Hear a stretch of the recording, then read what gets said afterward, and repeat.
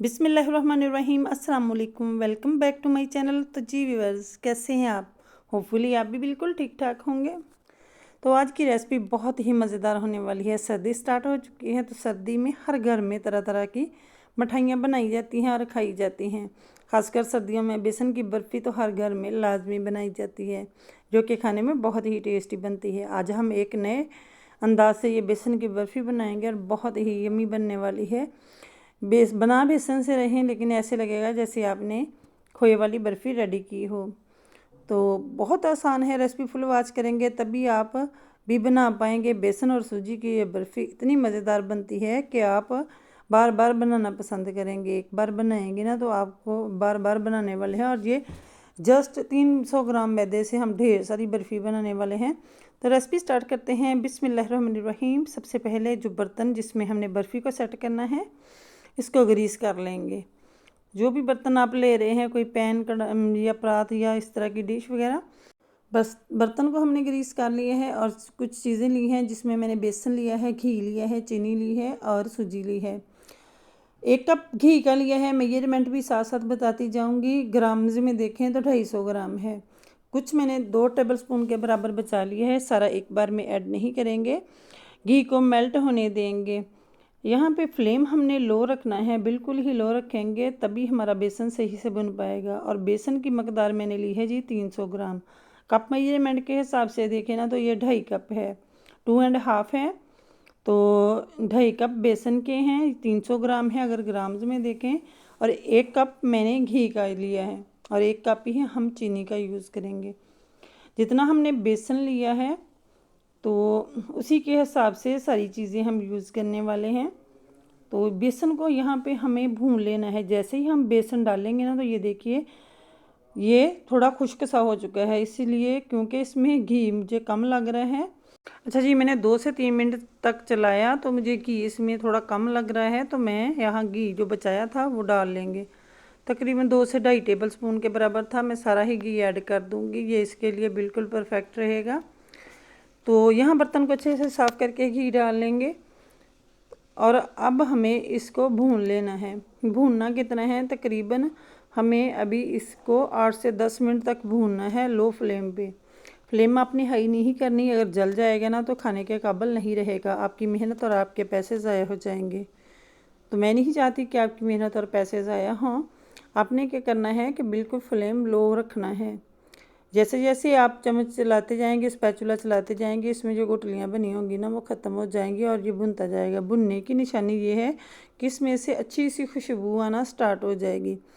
और जैसे ही इससे अच्छी सी खुशबू आने लगे ना तो आपने इसको मज़ीद 4 से 5 मिनट तक लो फ्लेम पे ही भूनना है, ताकि इसका कच्चापन अच्छे से ख़त्म हो जाए। और जब 4 से 5 मिनट तक भून लेंगे ना तब हमने इसमें एक और चीज़ ऐड करनी है। तो वो क्या डालने वाले हैं, आप साथ रहेंगे तभी आपको पता चलेगा कि ये परफेक्ट सी इतनी मज़ेदार सी बर्फ़ी हम कैसे बना पाएंगे। अच्छा जी, इसको भूनते हुए ना तकरीबन 10 मिनट मुझे हो चुके हैं और देख सकते हैं कलर भी काफ़ी हद तक चेंज हो चुका है और खुशबू बहुत अच्छी आना स्टार्ट हो चुकी है। अब हम इसमें डालने वाले हैं सूजी। 1 कप सूजी ली है। ग्राम्स में देखें तो ये 150 ग्राम है। बेसन हमने 300 ग्राम लिया था और सूजी हमने 150 ग्राम ली है। जितना बेसन लेंगे उसका हाफ आपने सूजी लेनी है। अच्छा जी, जैसे ही हम सूजी डालेंगे ना तो ये घी अपने अंदर सोख कर लेगी, ये फिर से ड्राई सा हो जाएगा। लेकिन जैसे ही परेशान होने की ज़रूरत नहीं है, अब हम घी और नहीं डालेंगे। जैसे जैसे हम भूनते जाएंगे ना तो ये घी छोड़ना स्टार्ट कर देगी। जैसे जैसे भूनेंगे इसको, सूजी को हमें मज़ीद लो फ्लेम पे 7 से 8 मिनट तक भूनना है, ताकि सूजी भी अच्छे से भुन जाए और अच्छी सी खुशबू आने लगे। यहाँ देखिए इसी तरह स्पैचुला को चलाते हुए हमें लो फ्लेम पे भून लेना है। आपने स्पैचुला चलाना नहीं रोकना, अगर चलाना रोकेंगे तो नीचे से जल जाएगा, तो फिर खाने के काबिल नहीं रहेगा। ये देखिए इस तरीके से आपने इसकी बुनाई कर लेनी है। बेसन की और सूजी की जितनी अच्छे से बनाई होगी उतना ही आपकी ये बर्फ़ी टेस्टी बनेगी।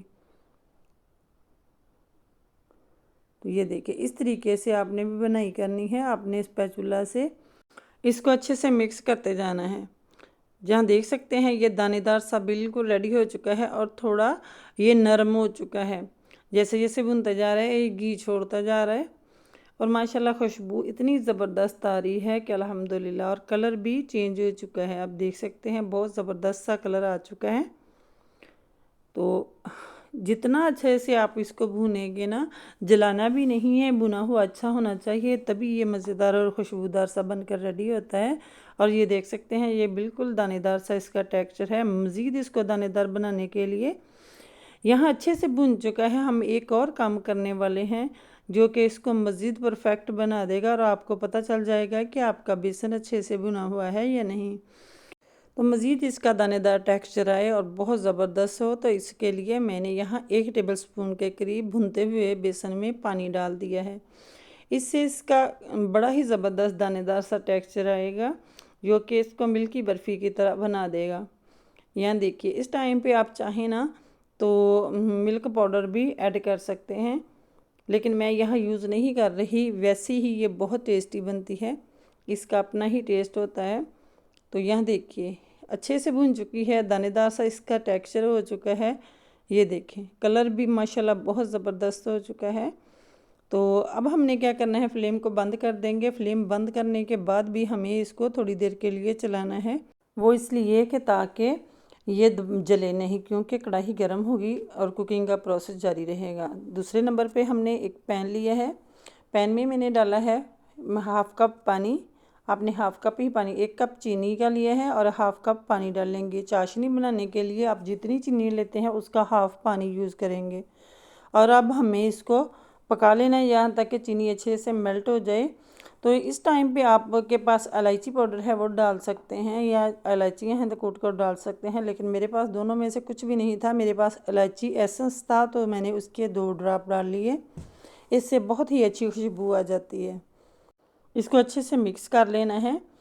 जब चीनी अच्छे से मिक्स हो जाए, 2 से 3 मिनट हो गए हैं इसको पकते हुए, तो तब आपने इसको चेक कर लेना है कि इसमें आया तार बन रही है या नहीं। ये देखें इस तरीके से, तो ये देख सकते हैं बिल्कुल परफेक्ट तार बन रही है। हमें इतनी ही बनानी है, अगर ज़्यादा मोटी करेंगे तो फिर हार्ड बन जाएगा, तो ये मुनासिब रहेगा। तो यहाँ जी बेसन मैंने उसी चूल्हे पे रख लिया है, फ्लेम को बंद कर दिया है और जो चाशनी हमने तैयार की थी वो डाल देंगे।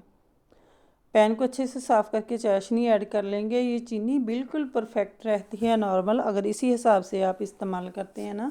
मेरे पास बेसन और सूजी दोनों मिला के 450 ग्राम था, तो उसमें 250 ग्राम मैंने चीनी डाली है, जो कि बिल्कुल परफेक्ट रहती है। वो आपकी मर्ज़ी है, आप कम मीठा खाते हैं तो कम ऐड कर सकते हैं, अगर ज़्यादा खाते हैं तो ज़्यादा डाल सकते हैं। रेशो यही रहेगी, जितनी आपने चीनी लेनी है उसका हाफ़ पानी डालेंगे। तो आपने यहाँ पे अच्छे से मिक्स कर लेना है। मैंने थोड़ी देर के लिए फ्लेम ऑन कर दिया था और ये देखें माशाल्लाह माशाल्लाह ज़बरदस्त सी मिक्सिंग हो चुकी है। ये कढ़ाई का तला छोड़ देगी जैसे ही ज़बरदस्त सी ये दानेदार सी मिठाई रेडी होगी। तो यहाँ जो डिश हमने ग्रीस करके रखी थी, ये मिठाई उसमें डाल देंगे। तो हाथ में आपने एक बॉल भी बनाकर चेक कर लेनी है। अगर इसकी बॉल परफेक्ट बने ना तो समझ लेना कि आपका बेसन बिल्कुल रेडी हो चुका है बर्फ़ी के लिए। तो यहाँ मैंने डिश में इसको सेट कर लिया है। थोड़े से कटे हुए ड्राई फ्रूट लगाएंगे, जिसमें मैंने बादाम और पिस्ता लिए हैं, जो कि इसकी लुक को मज़ीद खूबसूरत बना देंगे। माशाल्लाह माशाल्लाह खुशबूदार मज़ेदार सी जो है, और इसकी लुक भी माशाल्लाह इन ड्राई फ्रूट से बहुत ही ज़बरदस्त हो जाएगी, जो कि देखने में भी बहुत अच्छी लगेगी। और इसको ड्राई फ्रूट को हल्का सा दबा देंगे किसी भी चम्मच वगैरह से, तो माशाल्लाह ये इसके अंदर दब जाएंगे ना तो बिल्कुल फिक्स हो जाएंगे, फिर निकलेंगे भी नहीं। 1 घंटे के लिए सेट होने के लिए छोड़ दी थी, ये थोड़ी सेट हो चुकी है, 1 घंटा हो चुका है। तो मैं इसके किनारों की कटिंग कर लूँगी। अब हमें इसके जितने बड़े पीस बनाने हैं ना उसी हिसाब से इसको काट लेंगे। मैं अपने हिसाब से पीस बना रही हूँ, आपको जिस तरह के पसंद हो उसी तरह के बना सकते हैं। और मैंने यहाँ स्क्वायर पीस बनाए हैं, जो कि देखने में बहुत ही खूबसूरत लग रहे हैं और टेस्ट में इतनी लाजवाब बनती है, जिसको भी खिलाएंगे ना तारीफ़ किए बिना नहीं रह पाएगा। लुक देखे माशाल्लाह से बहुत ज़बरदस्त यमी सी ये बर्फ़ी हमारी रेडी हो चुकी है। तो माशाल्लाह माशाल्लाह घर में गेस्ट आएँ, बच्चों को दें, फैमिली को दें, ये हेल्थी वे में तैयार होती है और बहुत कम चीज़ों से ही आप इसको बनाकर इतनी सारी मिठाई तैयार कर लेते हैं। बहुत ही ज़बरदस्त, बहुत यमी। मैं आपको तोड़कर इसका टेक्सचर भी चेक करवाती हूँ। ये देखिए माशाल्लाह, अभी ये प्रॉपर ठंडी नहीं हुई, तो माशाल्लाह बहुत ज़बरदस्त सी मिठाई हमारी रेडी हो चुकी है। अगर आपको ये मेरी बर्फ़ी बनाने का तरीका आपको पसंद आया है ना, तो वीडियो को ज़्यादा से ज़्यादा लाइक करना है, शेयर करना है, कमेंट बॉक्स में अपनी राय का इज़हार ज़रूर कीजिएगा। प्यारा सा कमेंट कर दीजिएगा कि आपको रेसिपी कैसी लगी। इसी आपने ट्राई ज़रूर करनी है, इंशाल्लाह आपको बहुत पसंद आने वाली है। इसी बात के साथ दुआओं में याद रखिएगा। स्टिल देन बाय बाय, अल्लाह हाफिज़।